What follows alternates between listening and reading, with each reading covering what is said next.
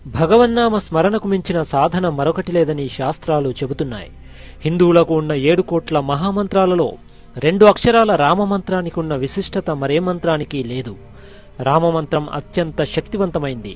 రామమంత్రం జపించడం వల్ల అన్ని సమస్యలు దూరమవుతాయని పురాణాలు చెబుతున్నాయి. రామనామాన్ని తారక మంత్రమని పిలుస్తారు. తారక మంత్రాన్ని జపించడం వల్ల పుట్టుక నుంచి మరణం వరకు జీవితం సాఫీగా సాగుతుంది. చెడు కర్మలను మంచిగా మార్చుకోవడానికి రామనామం సహాయపడుతుంది. అందుకే అత్యంత శక్తివంతమైన రామనామాన్ని జపిస్తూ ఉంటాం. నిజానికి రాముడి కంటే రామనామమే గొప్పది. అసలు రాముడితో పుట్టిన రామనామము రాముడి కంటే ఎందుకు గొప్పదైంది? అంతటి మహిమాన్విత శక్తి కలిగిన రామనామం విశిష్టత మరియు రామనామం గొప్పదనం ఇప్పుడు తెలుసుకుందాం. తారక మంత్రంగా పిలిచే రామమంత్రము 2 మహామంత్రాల నుంచి పుట్టింది.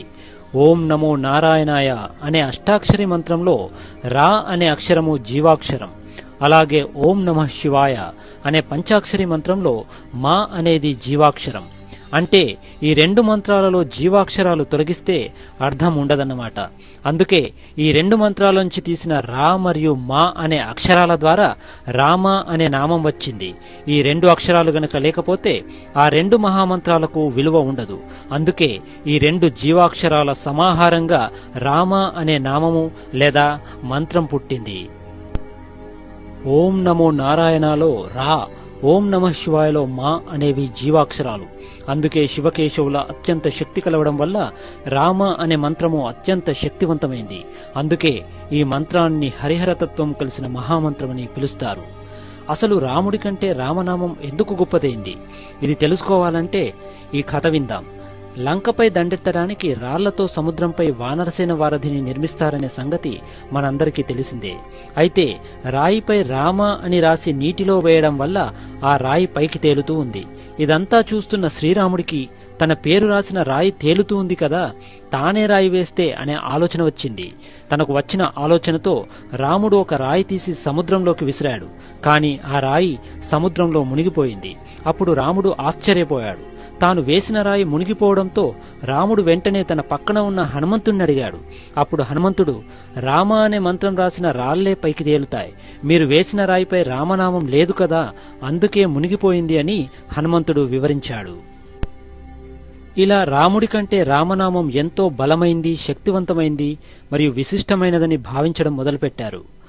రామ అనే మంత్రంలో రా, ఆ మరియు మా అనే అక్షరాలున్నాయి. రా అంటే అగ్ని, ఆ అంటే సూర్యుడు, మా అంటే చంద్రుడు అని అర్థం. అంటే రామ అనే మంత్రంలో ఈ లోకానికి మూలమైన 3 శక్తులున్నాయని తెలుస్తుంది. రామ అనే పలికేటప్పుడు రా అనే అక్షరాన్ని నోరు తెరుచుకొని మనలోని పాపాలన్నీ బయటకు వచ్చి అగ్నికి ఆహుతవుతాయి. అలాగే మా అక్షరం పలికేటప్పుడు నోరు మూసుకొని బయటి పాపాలని మనలోకి ప్రవేశించవని వివరిస్తుంది.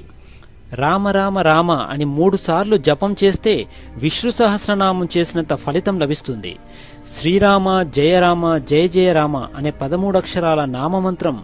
ఈ మంత్రాన్ని జపించడం వల్ల విశేష పుణ్యం లభిస్తుంది. సమర్థ రామదాసు ఈ మంత్రాన్ని 13 కోట్ల సార్లు జపించి రాముడి ప్రత్యక్ష దర్శనం పొందాడని పురాణాలు చెబుతున్నాయి. కాబట్టి ఈ నామజపం మంచి ఫలితాన్నిస్తుంది. పూర్వం ఒకసారి హనుమంతుడిని కష్టాల పాలు చేయాలని శనీశ్వరుడు అతని దగ్గరకు వచ్చాడు. అప్పుడు హనుమంతుడు రామనామం జపిస్తున్నాడు. శనీశ్వరుడు హనుమంతుడికి విషయం చెప్పగా తాను రామనామ జపంలో ఉన్నానని, అది పూర్తయిన తర్వాత రమ్మని చెప్తాడు హనుమంతుడు. అప్పుడు శనీశ్వరుడు ఎంతసేపు నిరీక్షించినా రామనామ జపం పూర్తవలేదు. దీంతో చేసేదేమి లేక శనీశ్వరుడు రామనామం జపించే వాళ్ళ దరిచేరడం కష్టమని వెనక్కి వెళ్ళిపోయాడు. కాబట్టి రామనామాన్ని జపించే వాళ్లకు శని బాధలు ఉండవు. మహిమాన్వితమైన 2 అక్షరాల రామనామానికి అంతటి విశిష్టత ఉంది గనకే రాముడి కంటే రామనామము గొప్పదని భావిస్తారు.